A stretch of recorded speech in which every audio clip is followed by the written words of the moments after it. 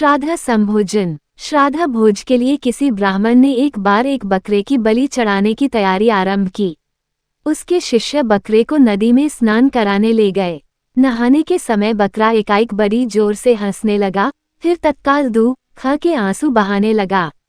उसके विचित्र व्यवहार से चकित होकर शिष्यों ने उससे जब ऐसा करने का कारण जानना चाहा तो बकरे ने कहा कि कारण वह उनके गुरु के सामने ही बताएगा।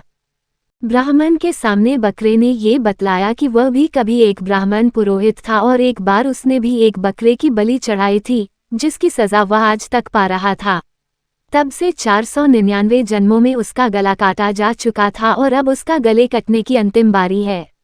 इस बार उसे एक बुरे कर्म का अंतिम दंड भुगतना था, इसलिए वह प्रसन्न होकर हंस रहा था।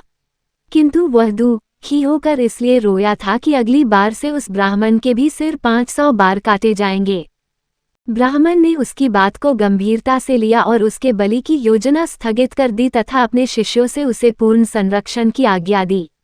किंतु बकरे ने ब्राह्मण से कहा कि ऐसा संभव नहीं था, क्योंकि कोई भी संरक्षण उसके कर्मों के विपाक को नष्ट नहीं कर सकते, क्योंकि कोई भी प्राणी अपने कर्मों से मुक्त नहीं हो सकता।